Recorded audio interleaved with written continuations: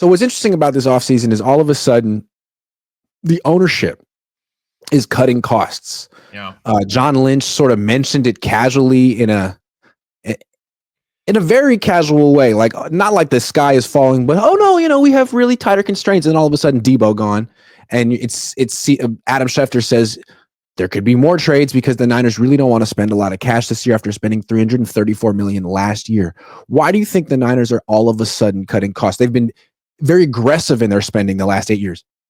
Because I think, well, one, all the people they're cutting costs, in my opinion, are people like Debo, right? We already gave him a contract. It didn't work out. If they trade BA, we gave him a contract we didn't really want to give him. And again, I can't say it didn't work out because it's been a year, but it didn't work out, And usually, like, you see the Eagles, right? Like the Eagles are, giving Saquon a ton of money. So they just signed a bond to a ton of money.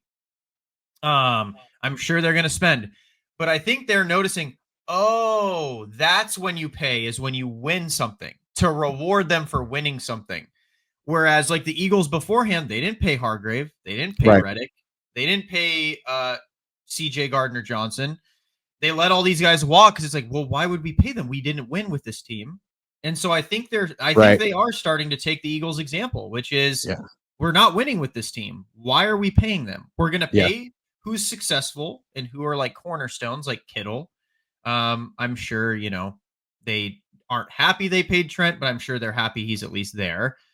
I also kind of believe the conspiracy that they're getting ready to like sign someone like a Drew Dahlman, like to a bigger contract. So they're trying to cut some costs to, start signing younger and signing the trenches. And then hold on. Can we stay there for a second? Like, I agree with you that they're preparing to sign someone, but I don't think it's Dahlman. And it could be, but I think it's Brock. And I think what they're doing is, I think that the calculus in their mind is, look, we may have to pay Brock a whole lot of money this offseason. There's a chance he doesn't accept our offer. There's a chance we trade him. Who knows? But the most likely outcome is that we offer him between $45 and $50 million a year, and he accepts it at some point. And we have to write him a fat signing bonus check. Yeah. And that's going to be a lot of cash, 50 million, 80 million, 100 million. And that's about all the cash we want to spend this offseason. That's a lot. So let's get out of as many bad contracts as possible so we can, because it's not about cap space. It's about how much cash we have to actually dole out this year after spending $334 last year. And I also see, I see that as well. And I also see this. I think they want to set up for the future. I think they're like, listen, I think they're starting to be realistic about this window, which is this window. I wouldn't say it's closed, but I would say this window is, tight. And what they want to do is, if they're going to sign someone like Brock, they want to extend that window.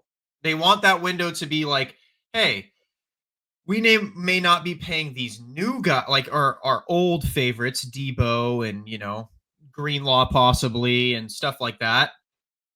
But I think they're wanting to kind of build a franchise like the Eagles have been, or, like the Chiefs have been, something where we can compete, because they're starting to realize with all this money being shelled out in 2-3 years,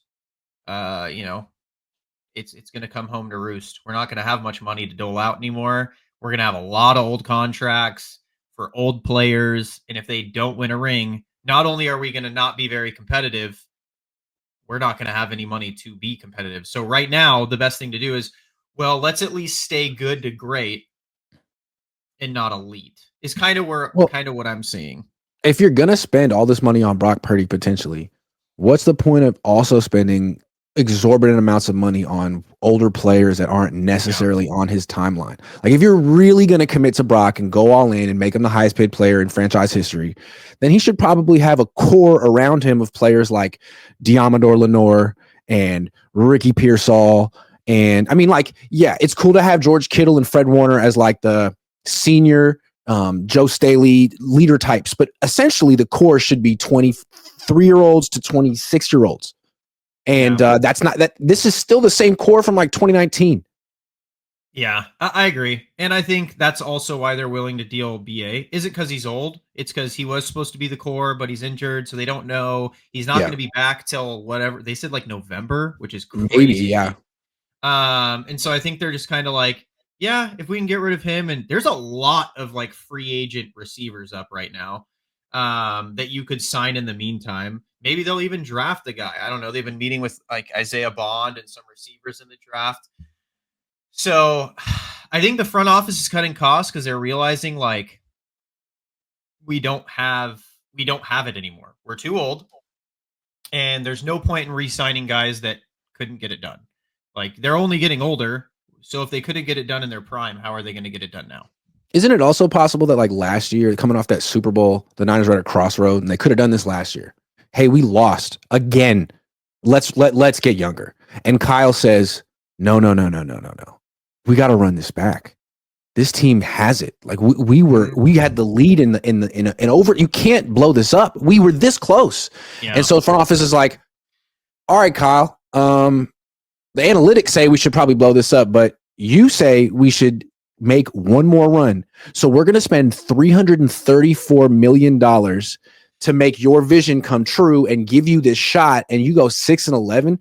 I think I would, I could imagine the Yorks would be like, you know what? We're not taking your advice this offseason because your advice cost us a lot of money and we didn't get anything for it, not even a playoff game. So Parag seems like the guy we're going with this offseason, and his plan saves us a lot of freaking money. And if you say it's going to prevent us from making the playoffs, that's your problem, man. You're supposed to be a great coach. Yeah. Coach them up. Sean McVay has a young team. Plus, I think, again, that's part of the argument, right? Is one, you can't use the injury excuse. Okay, cool. You're proving our point. Yeah, we should get younger and cut these old players that are getting injured. Yeah. Thanks for agreeing with us. Bafanga gone. Greenlaw gone. BA gone. Debo gone. And then Kyle's like, wait. No. It's like, bro, either way, it doesn't work. And then, yeah, we're paying you a ton of money. You asked us to make Saleh the highest paid defensive coordinator in football. So you guys need the best roster, the most expensive roster, and the most expensive coaching salaries? Like, at what point, like, you got to give? And I think, like you reported last year was their give. It was, hey, this is it. If you don't make something happen here, it's cooked. And I think it was clear, like, Kyle had to say, please pay for Ayuk. Please pay for Trent Williams. Please pay for Christian McCaffrey. And I think the York said, okay, but it comes with strings attached. You know, if you win the Super Bowl, great. Yeah. Everything will be okay. If you don't, if you go 6-11, we're going to slash so much salary. It's going to make your head spin. And you're going to have a season where you have maybe $100 million in dead cap. And we're going to say, don't care, make the playoffs. And if you don't make the playoffs, there'll be real consequences. We're not going to give you the financial excuse. Like, you created this mess.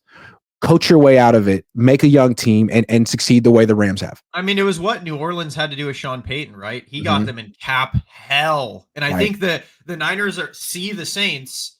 They can't get a coach. They can't get players to want to go. They can't get anyone to want to go there because they're in cap hell for the next like 4 years trying to dig themselves out of Sean Payton's hole. And they're like, we're not doing that. Pause.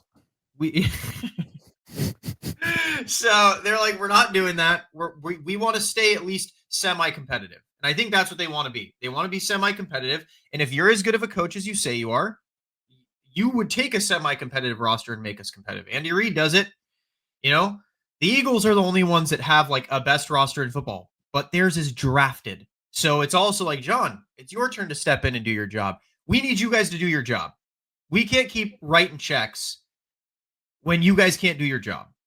You know, like, yeah, Jalen Carter's on a rookie contract. We've lost confidence in your ability to recommend which players to pay. Yeah, but we're not going to fire you. We could. Grant Cohn said fire you. A lot of people said fire. We're not going to do that. We're just going to never take your financial advice again and let you focus on coaching. Okay. Yeah. So Parag's now in charge of personnel, and John. And your job is to coach up the youngsters. And a great coach can do that. Well, and my thing with them is too, right? If you're the front office looking at paying Brock, this is why I like that they're drawing their line in the sand at $45 million. This is another player with injury history that Kyle wants us to pay hundreds of millions of dollars to. Like, dude, at this point, yeah, you have to take Prog's advice. Like, Prog, should we really pay this guy or should we just chance it? Like, is Brock that good or is our system that good? And honestly, that's what I challenge Kyle with. Like, is Brock really worth 50-something million dollars? Are you that good or is he that good? Because I'm curious. You made Jimmy G work. Why do you need Brock so bad?